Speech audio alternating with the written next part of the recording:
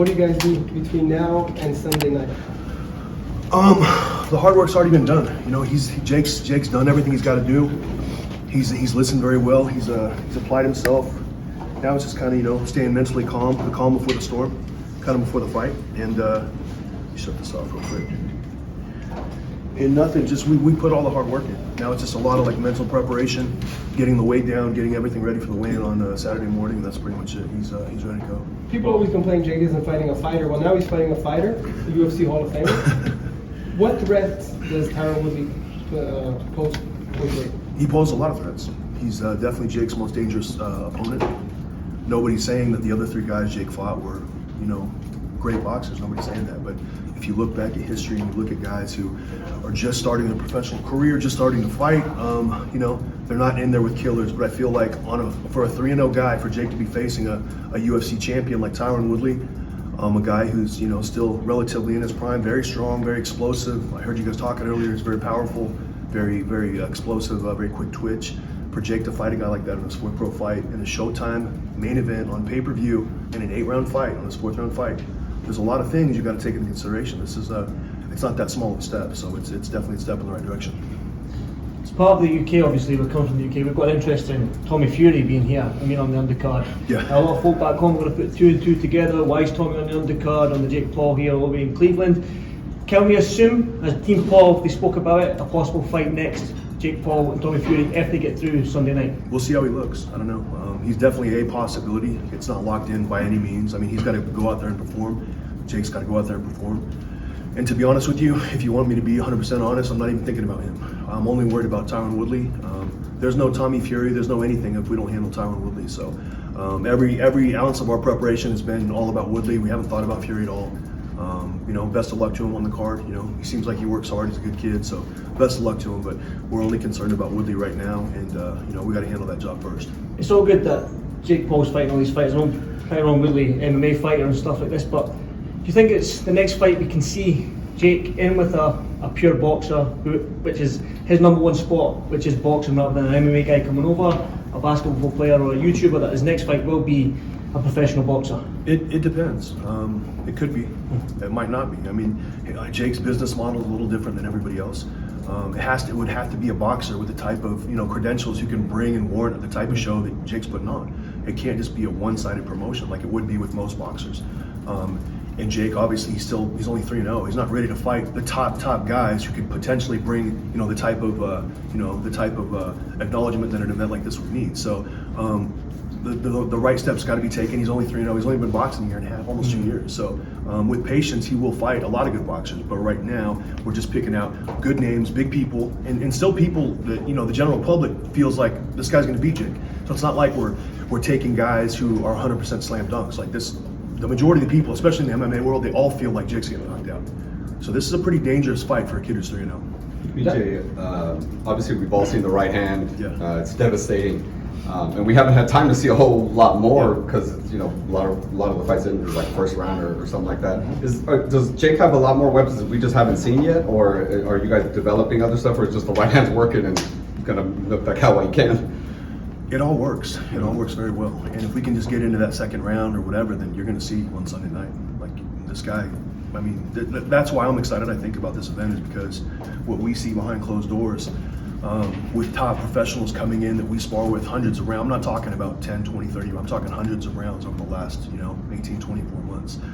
It all works. And you're going to see that on Sunday. If Tyron gets in the second or third round, you'll see that.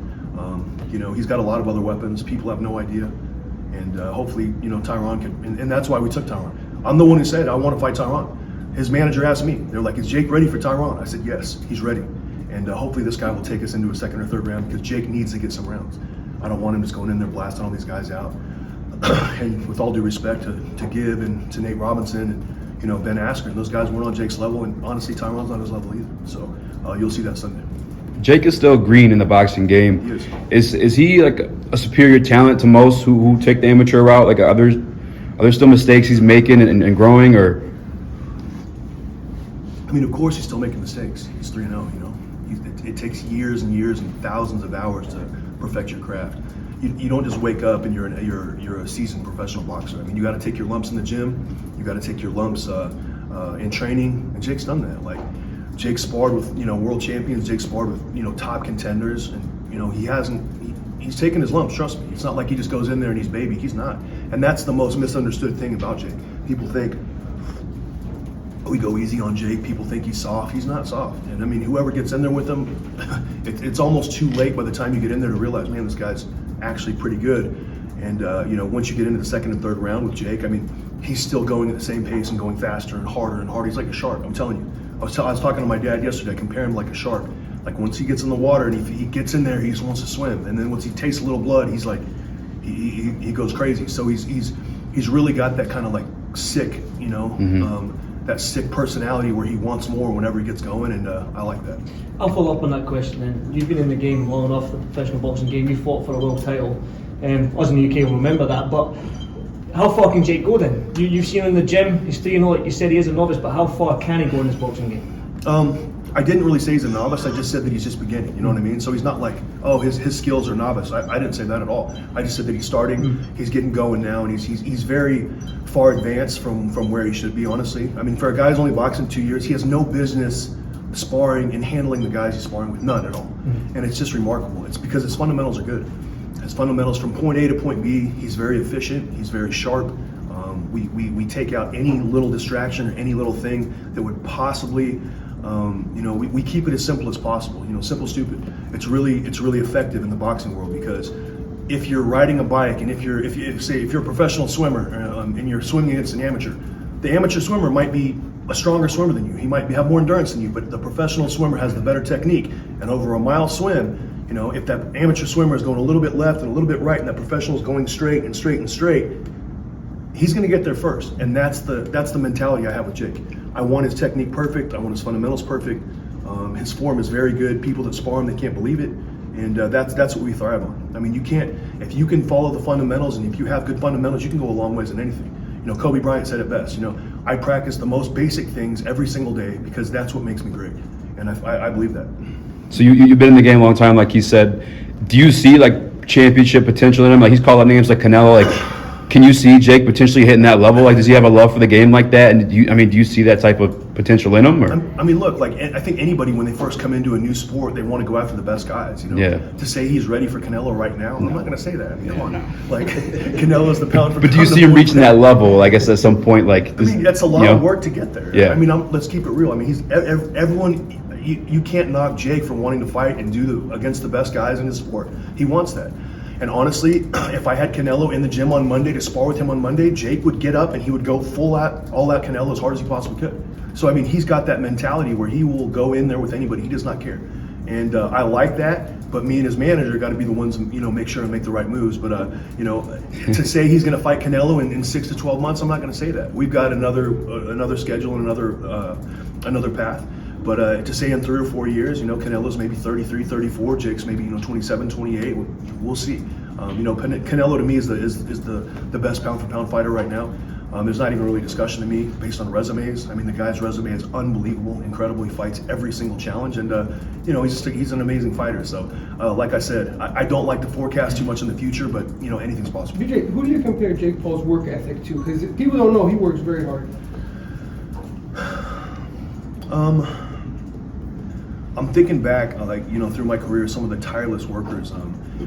I've been around a lot of hard workers. I've got a lot of guys who really, really get in the gym and really train hard.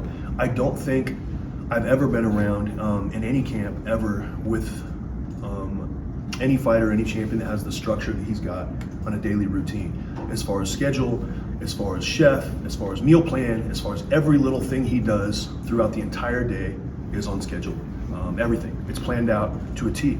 And if you look at, they did a survey a couple years ago of the 10 most successful people in the world and how they got to where they are. And they all have a very detailed routine, a very, very structured schedule every single day. Because there's a lot of power in a routine. There's a lot of power in following a hard schedule. And I feel like that's something that's given Jake a lot of success. Not to mention, having a good team around him. Myself, Jacob Chavez, he was my trainer for 10 years. He was Kenny Adams' assistant. It's no secret how I got started through Kenny Adams with my dad on the Army team, and Kenny kind of brought me along. And when I first turned pro, and Jacob was the mitt guy for Kenny Adams, and we also have Jay Leon Love, a very, very good professional boxer, but also a very good boxing mind. And he gives Jake a lot of good encouragement in training, a lot of good little tips, like professional tips that you couldn't get unless you were in there. So he's another guy who's also very good. So between us three, between Jake's team, between his schedule, and between his work ethic, I mean, he's a lot to deal with. He really is. So, also, yeah. BJ, he doesn't take time off between fights. It's not like he's gonna take 6 months balloon up. You keep him in the gym. A week off, 2 weeks off. Ellie, we don't have time. He didn't start boxing until he was 21 years old. And if we're going to be calling all these people out, we don't have time to really mess around. So we got to get after it.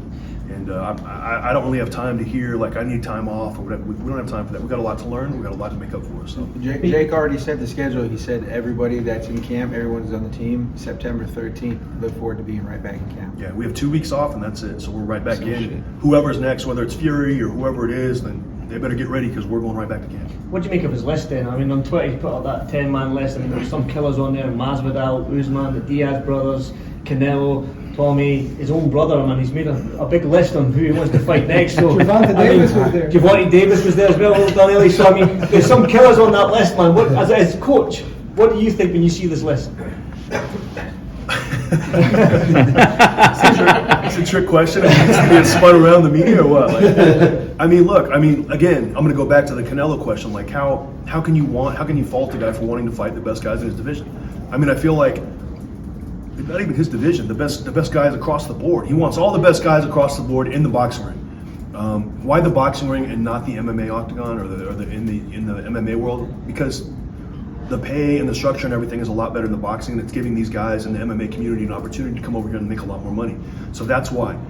If Dana was going to pay massive amounts of money for Jake to go over to the octagon and pay incredible amounts of money like Jake is, maybe Jake would consider it. Jake can wrestle, right? He can, but I mean, our thing now, he wrestled in high school, he's a good wrestler. His brother also very good, but the money that is in the boxing right now and the money that Jake is creating, Jake's brand is creating, the opportunity, like, I think that goes like a lot unsaid. Like everybody on this card, even per Steven Espinosa, he said, look, like guys, everybody on this card is making more than they've ever made. Why? Because Jake said, look, I want to make sure these fighters are paid fairly. Most valuable promotions, we're going to go out of our way and make sure these fighters are all taken care of. I want them paid. I want them well looked after. And I got to tell you, I've gotten hundreds of calls and texts and emails from other fighters that want on cards, and it's contagious, and it's only going to get bigger because Jake wants fighters to be taken care of. And you got to like that as a fellow fighter. You respect that. So to circle back to your question about the list, we'll see. I'm looking at one guy at a time. There's not too many guys on that list that scare me, to be honest. But a couple names, we still got a little work to do. But some of the names on that list in the boxing ring, line them up. We can really do it. So. Let me ask both of you guys. What's the biggest punch that Jake landed at you guys in camp? Anything that stands On out? me?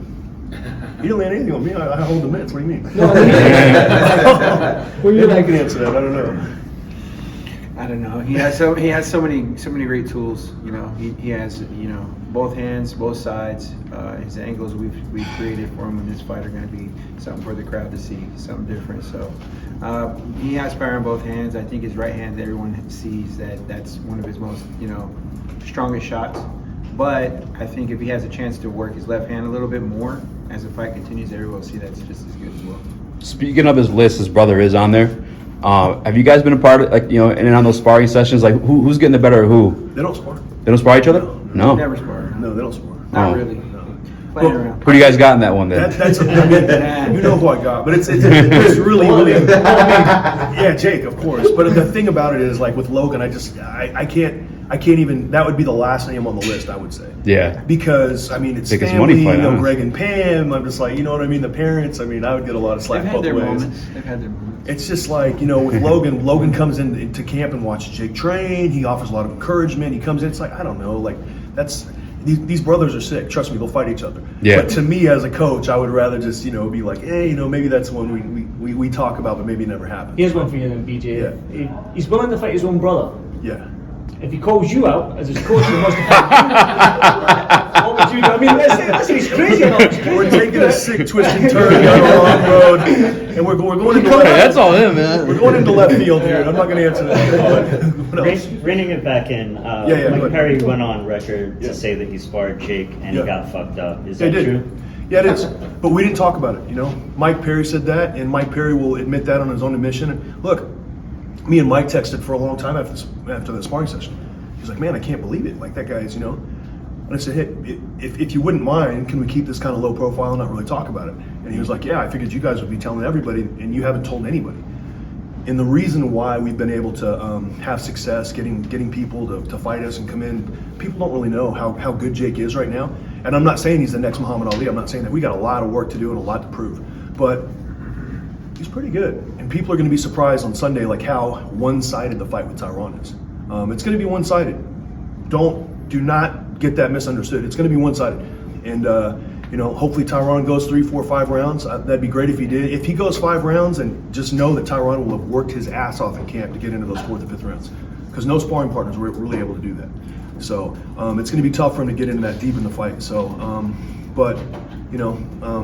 to answer your question about Mike, I wish Mike the best. I know he kind of got confused and was saying some stuff about Jake after when Jake was going to fight Tyron. I don't know what exactly was going on with Mike in his life at that time, but I wish him the best and I wish him well. So. BJ, you kind of talked about how Jake has been advocating for fighter pay. And we all know the story about the UFC. Does it take a personality such as a Jake Paul to kind of change pay structure? Because it seems like the fighters can't do it within the structure. You need somebody from the outside. Yeah, I mean, what do you think about that?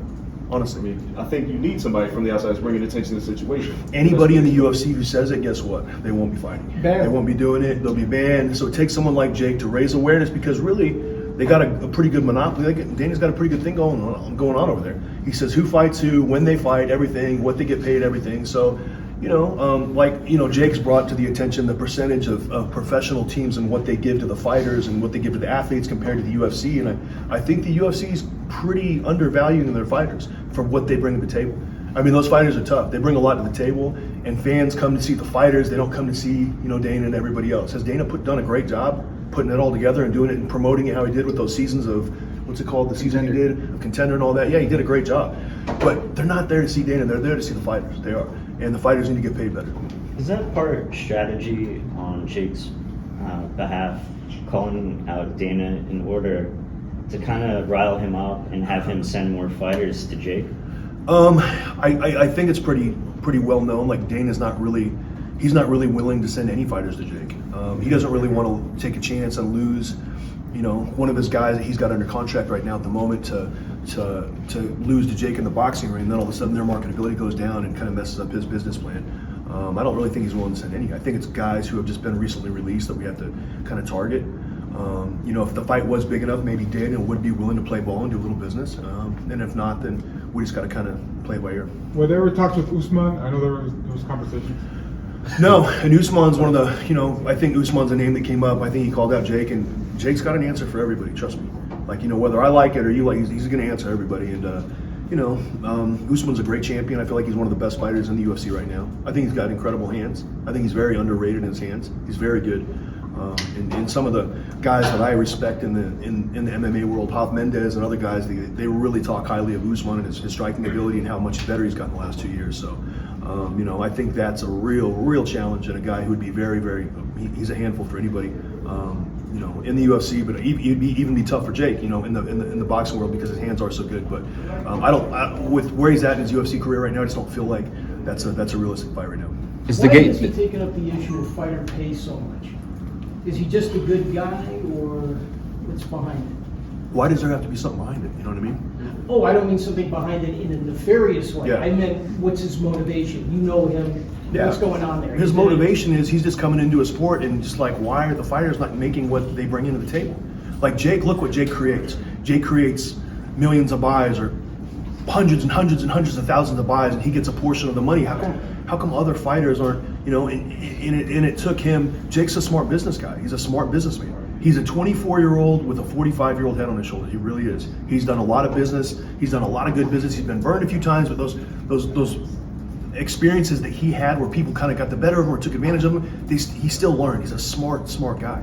And this guy gets involved in his business and gets involved in his money, and he sees the platform, and he sees the structure of how fighters get paid, and he's like, this isn't right, So that's pretty much it. He doesn't gain anything by paying his fighters more money on the card. I mean, what does he gain by that? It's money out of his pocket, you know what I mean? But he likes having people that associate with him come up with him, and that's very, very credible. It's just a good attribute of Jake.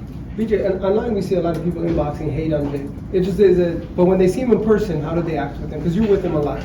Yeah, it's fine. I mean, he's misunderstood, like I said. I mean, some of his interviews, I mean, he's flashy. He says a lot of things that are, rile a lot of people up, and that's why he's got me and Jacob here to kind of, be the OGs and kind of pull him back. And sometimes, but he's very effective. I mean, he does what he does. He gets people riled up, and but he's got good people around him to make sure that he's working at the same time. So I can guarantee everybody in this room that he's not talking with no substance. I guarantee you that. And whether you believe me or not right now, when the first bell rings on Sunday night, you're going to see what I'm talking about. I guarantee. And you're going to be, holy shit. It sounds like the game plan's to come out and finish him. Does Jake have like the cerebralness and cardio endurance to go all 8 rounds and get a decision? 100% does Tyron. Tyron doesn't have the experience in the boxing, honestly. So that's the misconception here. The misconception is that Jake's the inexperienced guy, but Jake over the last 2.5, 3 years has sparred hundreds and hundreds of rounds with guys that Tyron couldn't have possibly gotten in there with. So the UFC cage and the MMA cage is different than the boxing ring, and you're going to see that. Tyron's going to get tired before Jake, trust me. Jake won't get tired. Tyron will get tired. Tyron's not going to be used to a pace like this. Tyron's not going to be used to, dealing with the kind of pressure that Jake's going to have and the kind of power. Tyron's a great wrestler. We respect him a lot. I think he's an amazing athlete. It's just too bad we had to fight him this time. But I mean, I feel like he's a really solid, athlete and a very good striker for the MMA world. He's a very good striker. In our world, he's a very inexperienced, mediocre striker. But he's still very tough. He's very credible. He's going to try hard. He's got that championship mentality. So we're taking it serious. We respect Tyron a lot. But he's going to be the one in deep waters in this fight, not Jake. BJ, Jacob, who's the one guy you think that Jake Paul gets under his skin the most? Because he rattles a lot of people, but who's the one person who stands out to you? I think it's a tie between about 10 people, probably. 13-man tie. I can't. I don't know. Top 2, top 3? You guys tell me. I don't know who gets. I don't know. It gets Dana White, number 1. Yeah. I mean, but what's not true about what he's saying about Dana though? Yeah. Are there any false things? I don't know what he's saying that's not true. I don't know. Like, you tell me. Like, I try to stay out of all the rumors.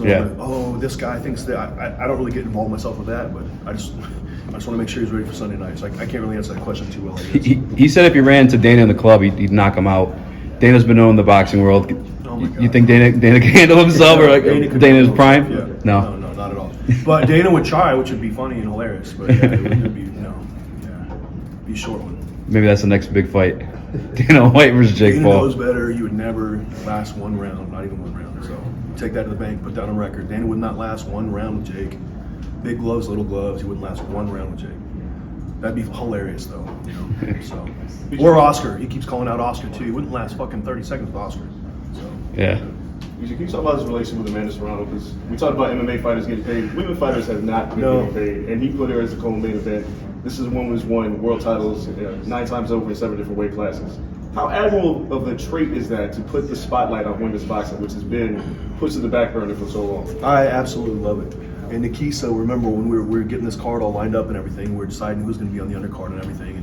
And, Nikisa, Jake's manager, made some excellent moves. And, hey, Charles Conwell, Montana Love, getting the local guys from Cleveland and, getting the local people, riled up. But circling back to your question with Amanda, I mean, Amanda is, probably one of the most exciting female fighter ever born, honestly. Not only has she got all these wins, but she's got knockouts. She finishes opponents where, if you look at Katie Taylor and you look at Clarissa Shields, as good as they are, they don't get fighters out of there like Amanda. Amanda fights like a seasoned pro. She goes to the body, she attacks. I mean, she's just a savage fighter. And she's Puerto Rican, and as everybody in this room knows, Jake relocated to Dorado. He's in Puerto Rico now. He started his Boxing Bullies anti-bullying campaign, that platform. We've done an event. We want to do events all over the country where Jake is putting boxing gloves on kids all over the country, giving them opportunities to train, to work out, setting up gym facilities for them.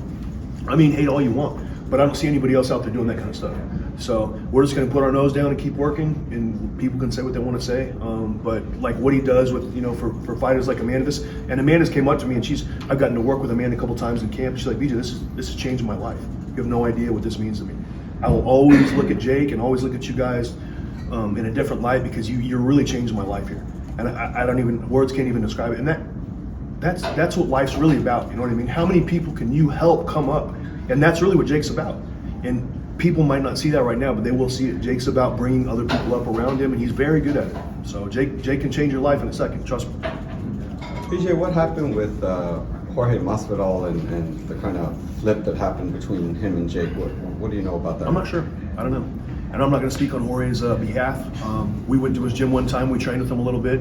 Not too much, just messing around. And he was very, very gracious and very nice. And something obviously happened along the way, and that, as it does in sports sometimes. And now Jake's fighting Tyron, and Tyron and Jorge have been teammates for a long time. And Jorge's kind of riding with this guy, which is understandable. So I don't really think it's too much bad blood, except for the fact that in the fight world that happens sometimes. And I'm going to stay out of that. I don't know.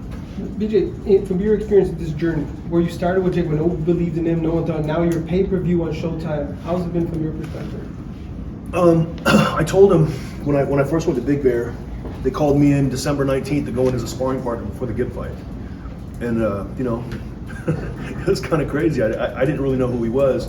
And once I went into camp with him and sparred with him, I always like sparring with somebody to feel like what they do well. And, I was 3.5, 4 years removed from a world title fight. I wasn't in great shape, but at the same time, I still, for a couple rounds, I was a handful for anybody. And when I got in there and I felt what he was able to do and how he was able to attack, as green as he was and as inexperienced as he was, I liked the nuts and bolts of what he had. I really did. And I was like, you know what? I can do something with this kid. He's tough. He speaks his mind. He's a hard worker. He's a tremendous athlete. People don't know that about him, but he can take a shot and he can give a shot. Trust me. And this was 2 years ago. I just feel like I saw a lot of potential then. I saw a lot of possibility, and once we started cleaning up some of the basic mistakes he was making, he really started transitioning into a fighter who looked like he'd been fighting a lot longer than he has. He's got a tremendous team around him. I'm not even talking about myself. I'm talking about all around the board. Jacob Chavez, Jalen Love, his assistant Marcos, his strength and conditioning coach, Chef Byron, Jalen, like I said, Ocean Interbeing, the guy who does all his healing and his massages and everything. I mean, there's so many components to this great team, and he's got a good team around him. So I'm not surprised, to be honest with you. But to be in his second 8-round fight on a Showtime pay-per-view on a platform as large as Showtime, I mean, it's incredible. When has that ever been done? And a fourth fight? And a fourth fight in an 8-round fight. I mean, that alone is credible right there. Most guys are still fighting 4-rounders, much less 6-rounders. Now, his second 8-rounder already wins 3-0. That's he's working his ass off. So, got to give him credit. So you did get hit by Jake in sparring. Yeah, about 2 years ago. Yeah, he took a couple himself, but I definitely got hit a couple times. Yeah. What'd you make of yesterday's events between Mama Woodley and D Cut and all that? What was the conversation had afterward? I think it got blown out of proportion. The thing about it is, and you got to respect Woodley's team, which I do, and you got to respect our team, which it didn't seem like there was a lot of that going on. Which whatever, we're the OGs. We're not worried about it. They got to fight on Sunday. But you got to realize when it's 3 days before the fight, and both teams' families and best friends are in the crowd, and there's yelling stuff, and D-Cut hears something, the mom yells something. It's easy to get things, mixed up like that. And my feeling is, whenever a mother is yelling for her son, just let her yell whatever she's yelling, whatever it is. You know what I mean? Let her yell.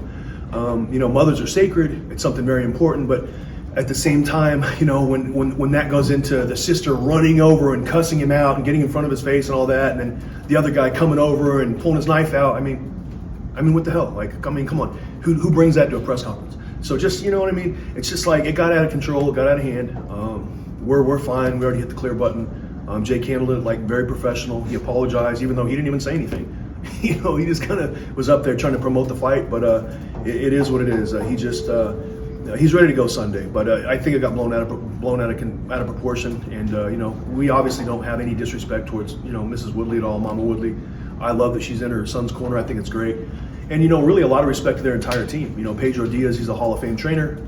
Gerald Tucker, I've known, of him for almost 20 years. I mean, he's got a good team behind him. So I give Tyron respect for going out and finding good people to put him in the best position to win this fight that he possibly can. He's got a very good team around. I mean, Pedro Diaz is a mastermind. He's really good. So it's going to be an exciting little duel between us on Sunday.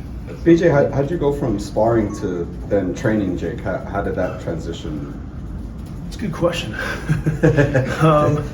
I guess it kind of worked out where I went to Big Bear, and Shane Mosley was the head trainer, and he had a family vacation planned for about, I think, 6 months that his wife had set up for him. And I was there, sparring with Jake, and when I was sparring with him and I was looking back on the films of us sparring, I was showing Jake little things, things that he was making errors on that could improve his efficiency, that can improve his punch speed from A to B instead of going here or a hitch or bringing it back or doing little things that he just didn't even realize he was doing.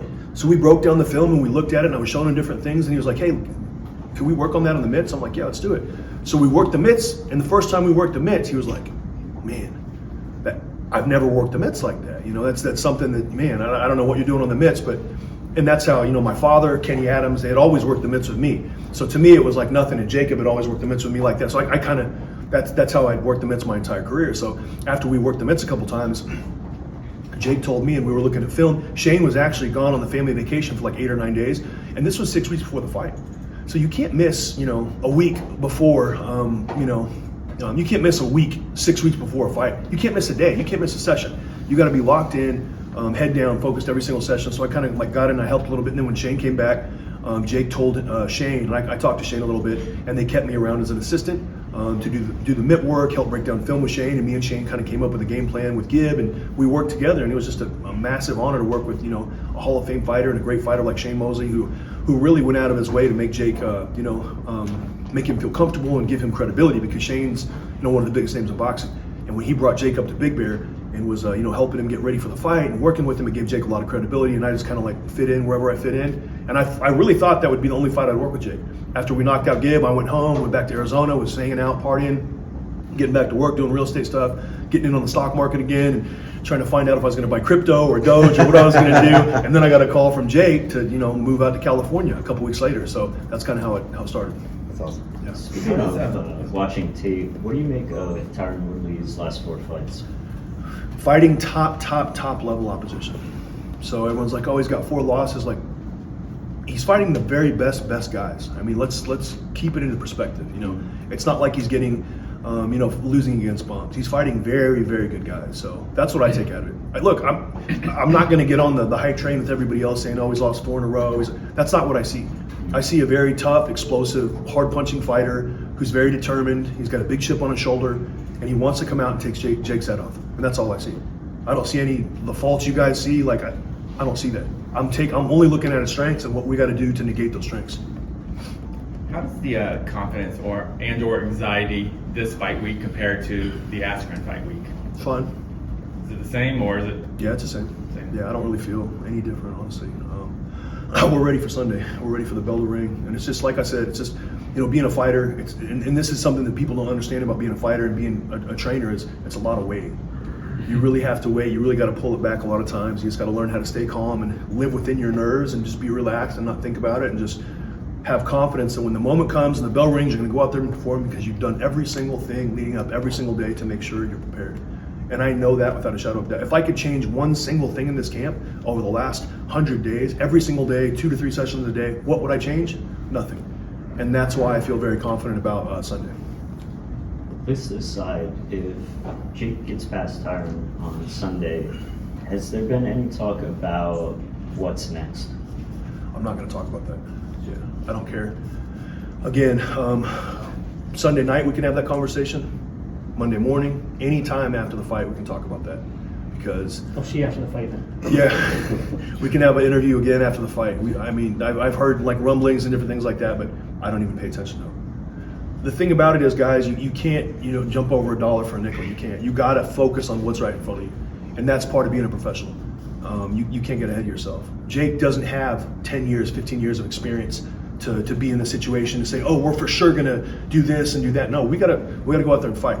I'm only worried about round 1. That's it. I'm not even worried about round 2. I'm only worried about round 1, what we do in round 1. Then I'm going to worry about round 2, and we're going to come up with a game plan for that. So to answer your question, I have no idea. BG, does it kind of help that Jake has been knocking these guys out? Because what you said was nobody knows what he has to offer. And the more the mystique that surrounds him, the more guys are going to come out and say, I want to fight him. So it's ultimately kind of the game plan to get Tyron out there early so another guy can step up and say, oh, you fought an MMA fighter, I don't know what he's got. That's a strong possibility. Tyron is not going to be ready for what comes at him in round 1. I promise you, he won't. With all due respect to Tyron, like I said, he's a very good combat fighter. He's a very good striker. But for whatever weird reason, he has not been educated on what's on Jake's team. He doesn't understand. I don't know how, but he just doesn't get it. He's like, oh, your team is weak and your team is this. And so, if he thinks that, fine.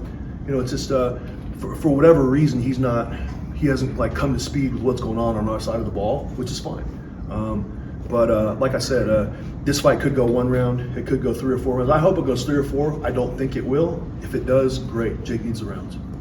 Do you think discrediting your team is just kind of a mental thing with time? Do you think he does respect it, but it's part of the trash talk at the end of the day? Or he really believes it? I don't care at all. It doesn't matter. Like the proof's in the pudding. Like honestly, like we can have this conversation again Sunday, and then we can see what he says about it after that. And again, like we're in the back with the OGs. We don't care. Like we just it's all about Jake and it's all about the team. Me and Jacob we're in different phases of our lives now. We want to create and build. We want to make people better around us. We want to make Jake as great as he possibly can be. We don't need the credit. It doesn't need to be like that at all. We don't care at all. So it's all good. Yep. What do you make of Floyd Mayweather giving Tyron advice? It's good. I love it. I wish Floyd would show up and be in the corner with Tyron. I wish it would. Just because it makes more hype. Any time Floyd Mayweather's involved in any type of event, it just creates more drama. And he's just the master of devising a game plan. He's the master of pay-per-views. So it'd be great. I would love that. And I just love that Floyd went out of his way to try to work with Tyron and help him to beat Jake. And obviously the whole Jake taking his hat and everything got under Floyd's skin, and Floyd's going out of his way. And I wish Floyd would show up at the fight, but I don't think he will. But I wish he would. It'd make for a bigger event. That was big. Yeah. Final predictions? I don't think it's gonna go too long, guys. I'd be surprised if it gets into the 4th or 5th round.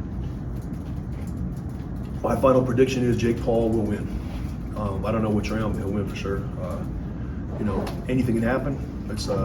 It's a fight. Remember that. Tyron's a champion. But all I got to say is, with all of the naysayers and all the people saying it's too much for Jake to handle, and he's not ready, and he's going to get knocked out, and Woodley's going to chin him, and he can't punch, and he's a Disney character, and blah, blah, blah, he got 3rd place at the Challenger Games, or whatever else they say about him, just give him his credit after this fight. Okay? Thanks, guys. Yep. Thank you guys so much. Appreciate it. Nice. That was good. Thanks. Yes, sir.